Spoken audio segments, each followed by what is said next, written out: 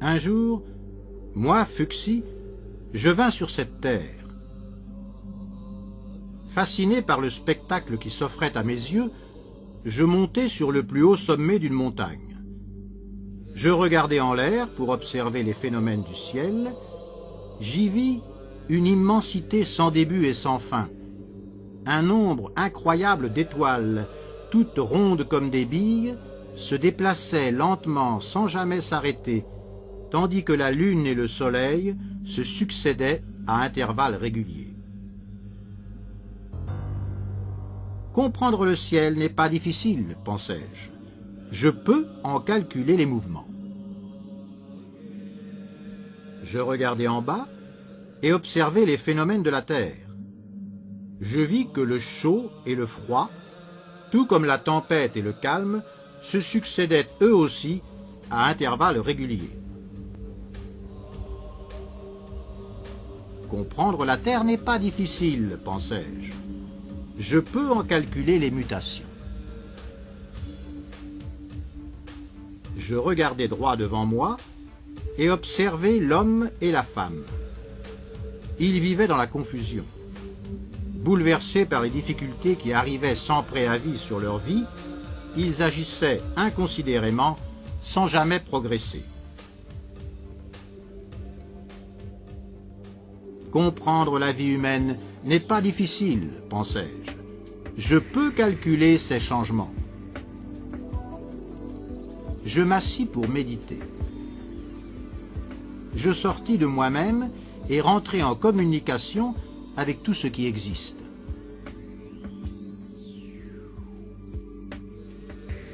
Je compris alors que la vie, la terre et le ciel sont liés par une même loi, et que l'univers est composé par des parcelles autonomes et intelligentes en nombre infini.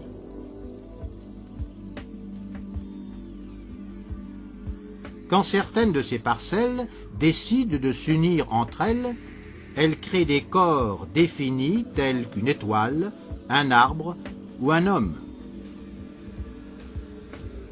Toutefois, chacun en son temps, ces corps se détériorent inexorablement.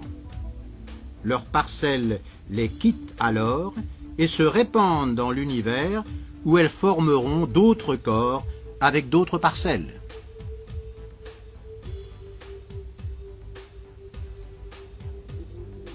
Quand les parcelles créent un être vivant, elles vibrent en continu. Du corps émanent alors des sons, des odeurs, des couleurs et d'autres signaux qui, dans leur ensemble, rendent ce corps unique dans la création.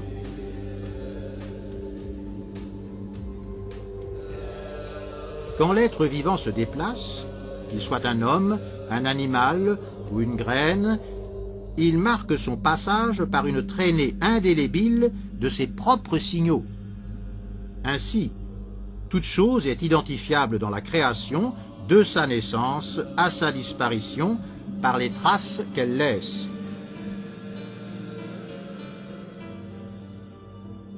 À cet instant, la surface de la Terre m'apparut comme une énorme pelote composée d'une infinité de cordelettes invisibles dont chacune détient une information.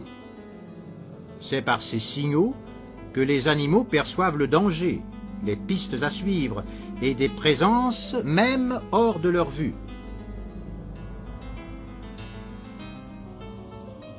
L'homme, s'étant séparé du royaume animal, a perdu ses facultés. Il ne sait plus saisir le langage de la nature. Cependant, son corps continue d'émettre des signaux, en imprégnant même les vêtements qu'il porte et les choses qu'il touche habituellement, puisqu'il s'habille et utilise des objets.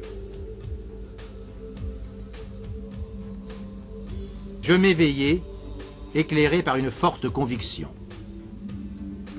Moi, Fuxi, je rendrai à l'homme et à la femme cette perception qu'ils ont perdue. J'inventerai des signaux visibles, ainsi ils sortiront de la confusion. J'allumai un feu, mis à cuire des aliments et fut vite entouré par tous les hommes et les femmes de la terre.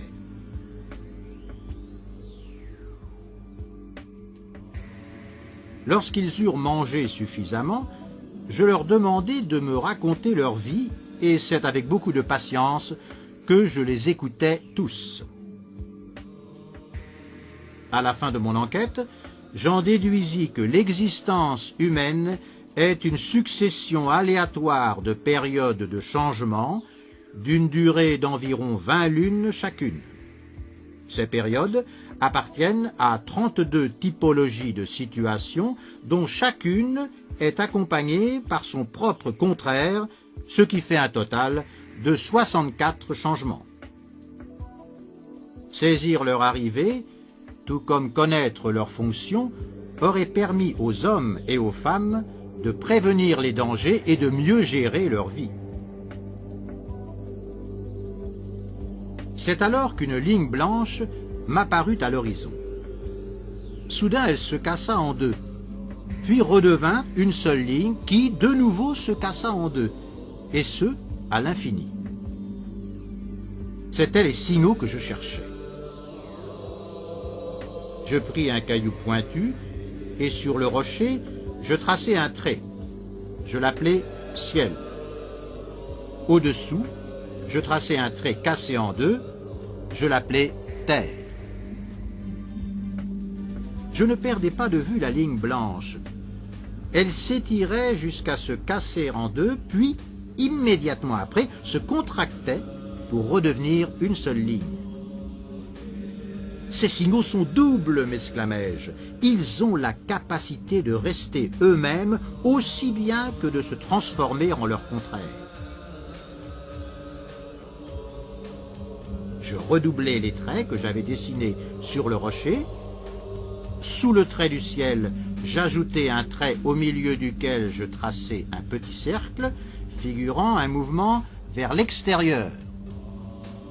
Sous le trait cassé de la terre, j'ajoutai un autre trait cassé au milieu duquel je traçai une petite croix, figurant un mouvement vers l'intérieur. La ligne était toujours là. Elle pulsait comme un cœur humain.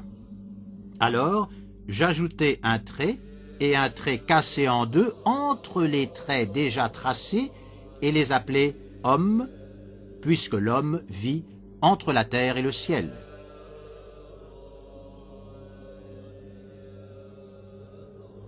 J'avais donc 6 traits, un hexagramme, connectant entre eux le ciel, la terre et l'homme. C'était mon premier signal visible. Je l'observais. Changer l'un des traits changerait tout le dessin qui deviendrait un autre hexagramme. Ces combinaisons ne peuvent pas être infinies, pensai-je. Je combinai alors un trait et un trait cassé dans tous les hexagrammes possibles et il y en avait 64, autant que les périodes de changement que j'avais calculées. Moi, Fuxi, j'avais déchiffré le langage de la création. Aux signaux invisibles de la nature, je pouvais maintenant ajouter mes 64 signaux bien visibles, un par changement. Après un long travail d'enquête, je réussis à accoupler chaque hexagramme au changement qui lui correspondait et je leur donnai un nom.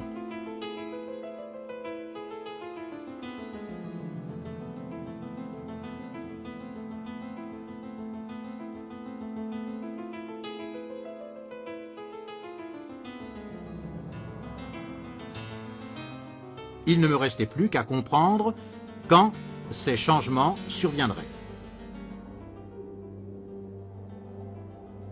Alors, j'inventai l'oracle. Je pris un caillou rond sur lequel je gravai d'un côté un trait pour le oui. Du côté opposé, je gravai un trait cassé pour le non. Sur une autre face du caillou, je gravai le trait au cercle pour le oui qui se change en non. Et du côté opposé, je gravai le trait à la croix pour le non qui se change en oui. Le caillou, lui, contenait la réponse à mes cogitations. Si je le lançais à terre, quand il aurait fini de rouler, sa face visible exposerait l'un des 4 traits. Ainsi, si je le lançais 6 fois, j'obtiendrais un hexagramme. Et si je comparais cet hexagramme aux 64 déjà classés, j'aurais son nom et ses caractéristiques. Selon mes calculs, cet hexagramme devait représenter la période que je vivais à ce moment précis et ce qu'il allait advenir de mon futur proche.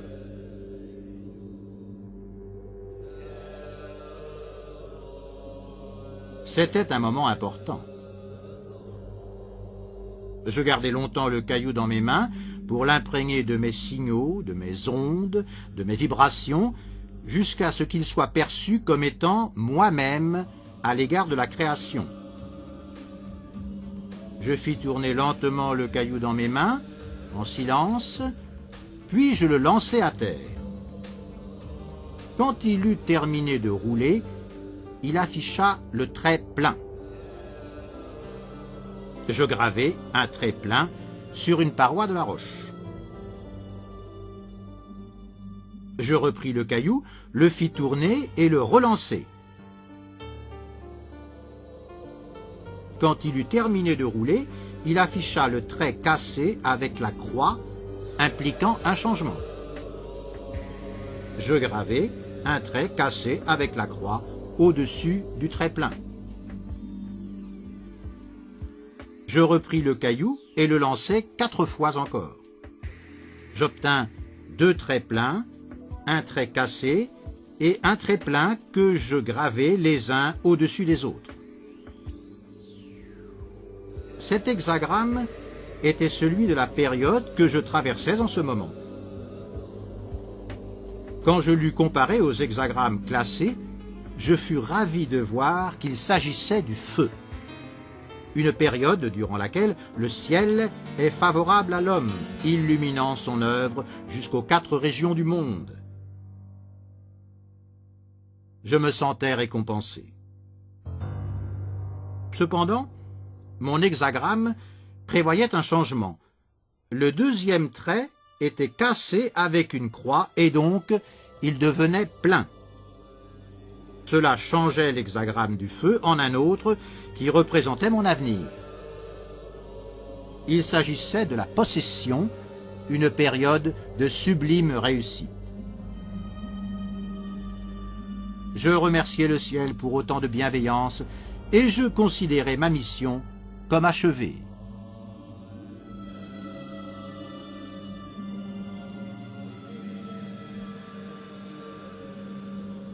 Moi, Fuxi, j'ai rendu service à l'humanité. De par mon code binaire, j'ai communiqué avec la création. Dans mon livre des changements, le I Ching, appelé le livre vivant pour ses intuitions étonnantes, j'ai répertorié toutes les périodes possibles de la vie humaine. Par mon oracle, conformément aux lois de la nature, j'ai donné aux hommes et aux femmes la méthode la plus efficace pour saisir les signaux de l'avenir. Ainsi, personne ne pourra dire « je ne m'y attendais pas ».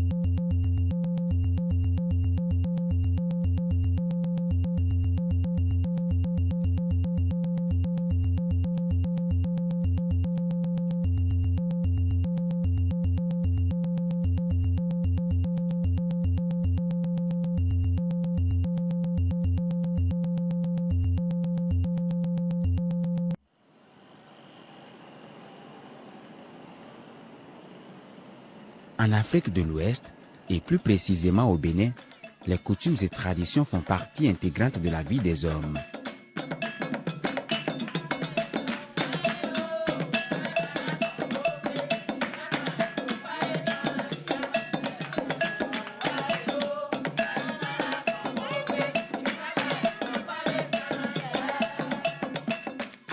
Au cœur de ces coutumes et traditions existent des pratiques de divination qui tentent de répondre au désir permanent de l'homme de mieux se connaître et d'appréhender son devenir.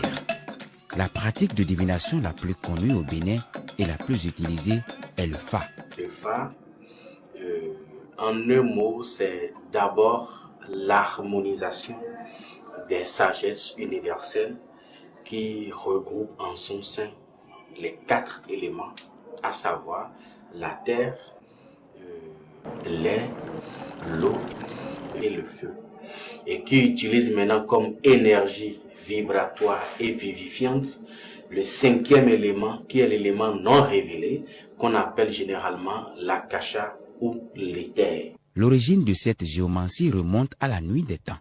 Les versions les plus dignes de confiance font allusion à la Perse comme lieu de départ et l'Arabie comme lieu de transit. Les Sémites, c'est-à-dire les pères des Arabes, sont les premières personnes qui l'ont utilisé pendant des siècles. Ce constat se justifierait par le fait que les signes du Fa se lisent de la droite vers la gauche, comme l'écriture arabe. Bien après sa genèse, le Fa a été longtemps pratiqué en Égypte. Après la dislocation de la dynastie égyptienne, le Fa a rejoint plusieurs autres pays d'Afrique. Les migrations et les échanges au XVIIe siècle ont amené cette pratique de la région d'Ile-Ife du Nigeria vers Abomey, capitale historique de l'actuelle République du Bénin.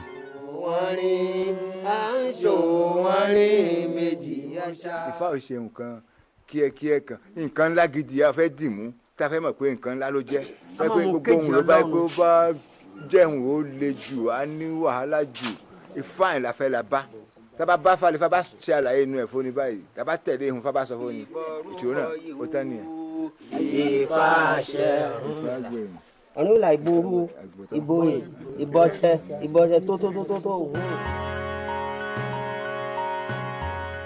Kókó fa gbọ́ mi kọ́ ọ̀rọ̀ kan ẹ fa gbọ́ rí tètè jẹ́ mo fa rẹ̀ àwa bukọ́lọ́ gan sọ́ọ̀tì gbọ́dọ̀ kó náà sọ́ọ̀tì yẹn fi pẹlẹri fa gbọ́ ẹ̀rọ kan láyé bàbá ràn lólè sí fún àtúrò bọ̀lú nẹ dìmẹ̀rẹ̀ bọ̀ yẹ dìmẹ̀rẹ̀ bọ̀ kí jẹ́ sí fún àtúrò lọ́wọ́ 18 ẹ̀sọ́ ìpọ́dà yìí kó ẹ̀rọ yà ẹ̀nà ẹgbẹ́ àni bóyá dé mẹ́rin yà pàṣà ní kúmùnà lẹ́ kúmùnà tọ́kùn bùnú tó lọ́ra yọ fa nko kona de malebo yo fa ya akuna ko ize puse la doko ba na so madama da ba so ku agbo si gba da pada agbo be si ni ku baba re wezu ma do ton ma ton choko to wa ma no du ko pa ga do ze ra dai a so du no la gidi ni o oblu o lisa to ko du no ko ko ji to agunji to we ton sun en kun ba do mi ya fa ri e kan ko mi na ga ko ji ko ga mo ji ti a je mo